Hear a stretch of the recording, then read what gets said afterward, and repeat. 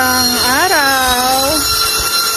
Update po tayo sa project namin dito sa Phase 5, Angelitan House and Lot. Ayan po. Start na tayo. Magandang hapon po ulit. Magandang araw. Ayan. Update po tayo.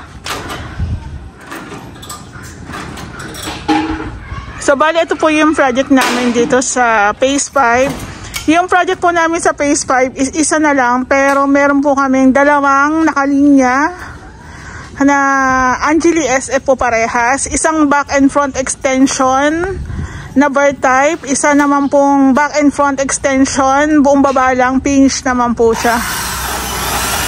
So, waiting lang kami sa pinaka-permits, pwede na rin po kami mag-umpisa. So, i-shoutout ko lang po pala si Sir Joel Escoto, yung may-ari po nito. Merry Christmas po, sir. Ayan. So, nag-start na po kami maglagay ng kisame dito po sa my front extension. Maglalagay po kami ng metal spandrel. Metal spandrel po na dark brown po yung kanyang kulay. Ayan po yung kanyang pinaka-design. Medyo marami. Ang pagkakaalam ko po, yung metal spandrel namin is parang umabot siya ng mga 30,000. Pero may kasama po itong PVC ceiling panel.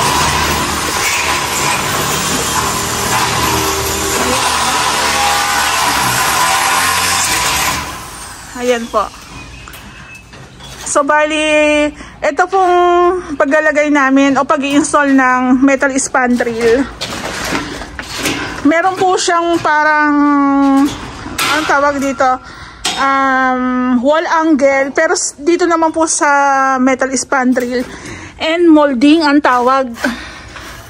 Ayan, end molding po ito. So, bali siya po yung unang nilalagay nila Kuya Toto. Ayan. Si Kuya Toto naman po ang in charge sa amin pagdating po sa ceiling. Ayan. Dodong. With Dodong. Dodong, ikaw. Ayan. So, medyo mahirap lang dahil naka-curve yung ating extension ni Sir. So, ito may nag-comment po sa aming vlog. Sinakop daw namin yung poste. Actually, umatras pa nga kami. Ito, papakita ko po sa inyo. Ito. Dapat po talaga pantay yung pinaka fence ni Sir. Hanggang dito po yan. Hanggang dito po yan. Umatras pa nga kami ng konti. Tapos ito nga pong paglalagay ng metro. Dapat nga po hinarap na lang dito para hindi po abala sa poste. So parang hindi pa pumangit pang tingnan tuloy. Kaya rin po kami umatras gawa ng yung metro ng kuryente is nakaharang. Tsaka mababa. Mababa. Yung height po ng ating poste is 150 po yan. So mababa po yung ating metro. Kaya po doon pag nakita nyo po na sinakop na namin, hindi po. Kasi meron po itong particular na sukat. So hindi po kami pwedeng basta-basta na lang lumagpas. Actually, umatras pa nga kami para hindi na rin namin siya matamaan. Umatras kami kasi nga po mahaba naman yung front extension ni Sir. Ayan po.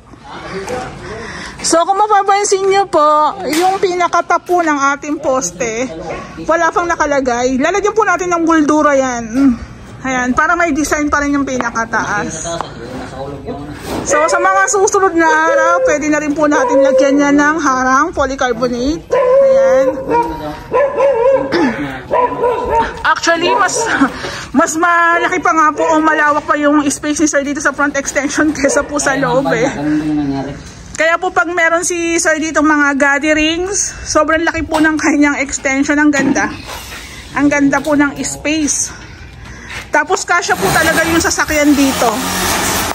Ayan o.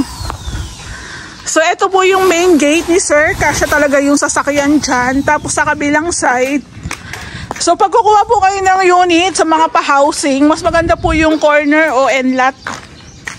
Ayan o. Dito naman sa kabilang side, ayan naman po yung pedestrian gate. Ayan. O diba? Kaso yun nga lang din po ang disadvantage pag medyo malaki yung unit nyo, yung pinaka extension. Siyempre malaki rin yung gastos. Ayan. So bali meron na rin po tayong mga nakaabang na wirings. Ayan, nakaabang para sa ilaw.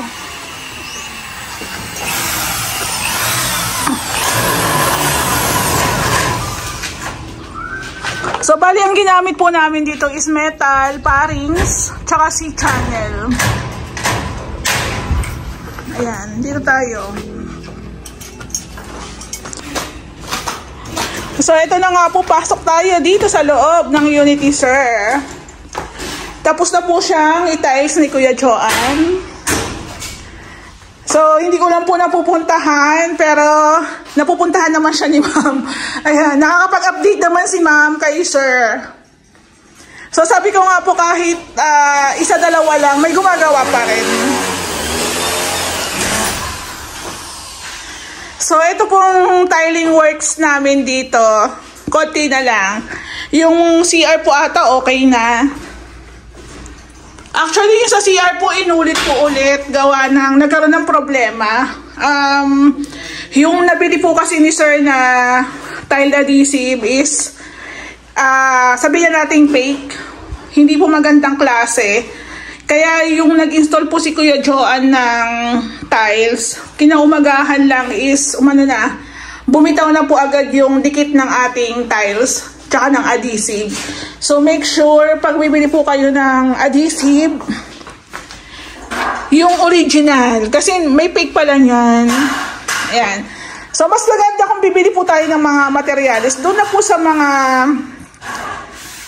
malalaking hardware, kasi syempre hindi po natin masabi sayang po kasi. So napaulit kami ng gawa dito, hindi ko lang alam kung i-charge po ulit ni Racy sir, kasi na syempre nag-backlash, nag-install kami ulit. Ayan, medyo nadoblehan kami ng gawa. So bali ang itatiles na lang po ni Kuya Joan dito is yung front extension. So, inuuna na po namin yung pag-i-install ng ceiling. Ayan po. So, sa renovation naman po, ang matagal talaga dyan yung pagsisimento, asintada, palitada. Yan naman po yung matagal dyan. Pero yung mga finishing touches, matagal din naman siya kasi kailangan ingat yung paggawa mo. Pero kasi pag finishing touches na, nakikita mo na talaga rin yung itsura ng unit. Kaso kailangan dahan-dahan ng kilos. Ayan po. So, dito po sa part na to, may nilagay po kami na abang na 3 po ata na tubo yan. Paabang po yan para pagdating ng araw, kasi gusto nila magkaroon ng CR sa taas. May nakaabang na po kami na tubo dyan na nakakonect naman po sa septic. Ayan. So, eto nga, siyempre, kung maglalagay ka ng tubo, lalagyan na lang namin ng tiles. Parang magiging poste po siya, pero nakabalot lang po siya sa tiles.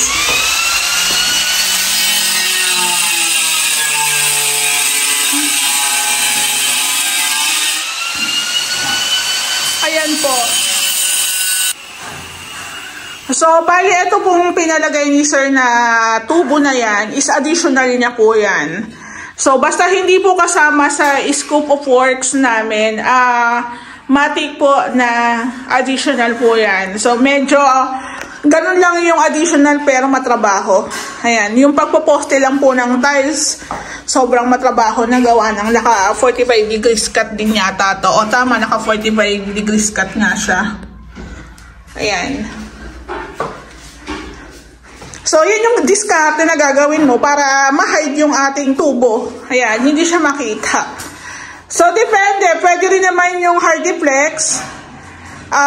Pwede rin naman na hardiplex, masilihan mo na lang, pero pwede rin po yung tiles. Ayan. So, yung hardiplex po kasi naisip namin kung halimbawa magkaroon ng leaks, madudumihan po yung pintura noon. At least ito, naka-tiles. Ayan, mas okay. Tsaka sa pinakagawa po namin, binabawas na po namin yung maraming pintura. Kasi nga, ayun nga, pagdating ng araw na sobrang tagal lang nakatira, madumihin na po siya. Lalo na kung puti. So, kung maililesen naman dahil naka-tiles, mas maganda. So, eto malit lang yung kitchen ni ma'am, pero okay pa rin naman. Ayan, eto didiretso mo itong ita-tiles. Hanggang dyan lang daw naman. Hanggang dyan lang, o sige. Pero kasama, sige lang yan, kaya super tiles. Okay. Sige. So, ito po ang kulang na lang po dito is yung kisame. Ayan, kisame na lang po yung kulang. Baka po bukas bumili kami ng wall angle D-ray. Kasi meron akong client sa phase 4 na darating. Darating na naman, no? Darating na naman ako. Baka mabigyan na naman ako, no? Ayan, i-shoutout ko lang po pala si Ma'am Marlene na may-ari po ng row house sa phase 4 po. Tapos sa December 30 nga po pala, meron akong meet up sa phase 4 pa rin. 2 unit. Sana tumuloy. Ayan. So, imagine itong pinakagawa namin. Package na. So, mas maganda talaga, cove. Kasi tumataas po yung itsura ng ceiling pag naka-cove ceiling tayo kaysa po dun sa drop. Ayan. Tapos, ito naman po yung kwarto dito sa baba. Ayan. Actually po, i-share ko lang po pala sa inyo na sa permit po pala ng munisipyo, ang pinaka-extension na lang po ng gantong unit ng mga Angelic SF, Angelic Townhouse na NLAT is hilera na lang po ng CR. So, dapat hanggang dito na lang po yan. Since naumpisa po kasi ang gawa dito sa Lumina na half ng 2 bintana, actually, yun naman pong rules na yun is kay munisipyo. Pero ito po kay sir, pinagpaalam niya po sa Lumina kung pwede siyang mag-half dito. Half po ng 2 bintana. So sabi naman po ni Lumina, pwede naman. Pero yun nga po, hindi na siya magre-refund ng kanyang construction bond. Pero kay sir okay lang, kahit hindi na siya mag-refund. Since ito po is kwarto, siguro po ang sukat nito is nasa 20. Parang lagpas 150. Lagpas po ng 150. 1, 2, 3. Parang lagpas po siya ng 150 by 150. Kaya kasya pa rin talaga po yung pinaka-bed. Tapos ito po, meron din po siyang AC. Yan.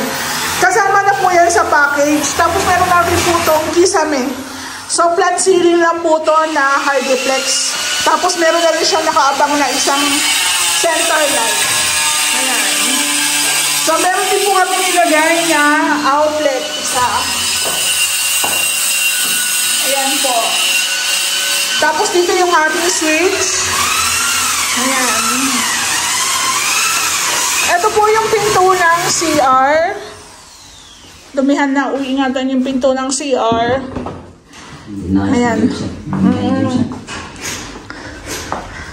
So, yung ilalim po ng hagdan natin, naka-wall tiles din po yan. Mas maganda. Mas sinasuggest ko naka-wall tiles na lang. Tapos, meron na rin po tayo nakaabang na mga switch and outlets po ata yan. Tapos, yung ating hagdan, masilyado na rin. May cover na rin siya. Ayan. Tapos, ito po yung mga design. Pag siguro gumawa na ng gate, ipapauna na namin itong pag-welding dito. Ayan. Tapos, tatanungin ko na lang si sir kung ano na yung final paint niya sa may hagdan. Tapos nga po pala, yung tiles natin dito sa may sala, tsaka po sa may landing, parehas lang po yan. Ayan. Ayan po.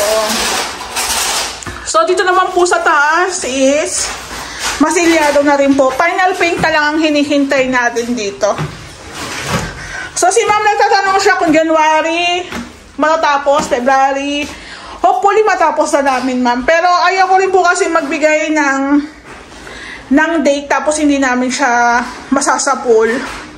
Baka magkaroon lang ng problema. Ito po kasi mas marami pang mga gagawin. Magpapagawa pa sila ng bed. Ayan. So siguro, mag-wirings muna kami dun sa ceiling ni Lumina. Tapos maglalagay kami ng PVC. Tapos, maggagawa muna kami ng bed. Kasi nga po, ayaw namin yung paulit-ulit na pintura, gawa, kasi madudumihan lang. So, ito naman po, at least, kahit paano, nakikita nyo ng nabubuo. Hintayin nyo na lang po. Lalo na po sa Ray House Makeover, hindi ko naman po tinatanggi na sobrang dami namin projects. Pero, yun nga, yung assurance doon is magiging maayos po yung renovation ng unit nyo. Hindi minadali, hindi binarabara yung gawa, 'di ba? Kahit maghintay kayo ng medyo matagal, at least maganda yung magiging resulta. Kasi kung kami lang pera-pera lang, mamadali namin 'yan, 'di ba? Kaso syempre, 'di ba, mahirap po kasi lalo na pagpatapos, huwag niyo talagang mamadaliin kasi although konti-konti na siyang nabubuo, medyo critical po kasi ang galaw pag patapos na. Ayan. Siguro bago po namin to sarahan ng PVC, maglalagay po muna kami ng wirings.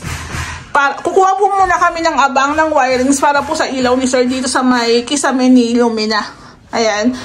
Ang pagratag naman po ng PVC, madali lang naman yan. Tapos hindi na rin naman tayo magpipintura. Ito naman po, is meron na po siyang flat. Final paint na lang po hinihintay nito. Tapos yung gusto nilang pintura ng pinto, na-order ko na rin po sa Lazada. Caramel brown po ata yun kasi gusto nilang medyo dark. Ayan. Naka-ready na rin naman yung mga accessories nila, sir, dito. Kaya madali na lang yan. Ikakasa na lang. Ilaw sa kwarto. Ayan o, may mga nakasulat na eh. Ilaw sa kwarto, sa sala, sa dining. O, diba? Kaya madali na lang po ito.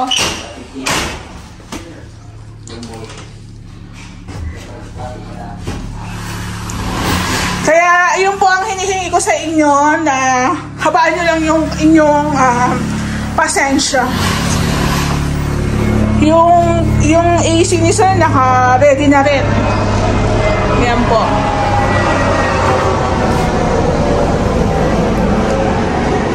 So, i-consider nyo rin po na sobrang laki. Malaki rin po yung extension.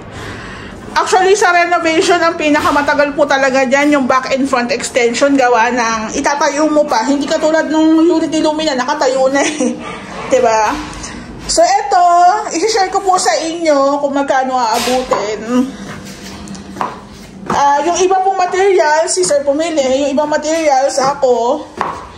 So, kahit paano magkaroon tayo ng idea kung magkano po yung aabutin. Ayan.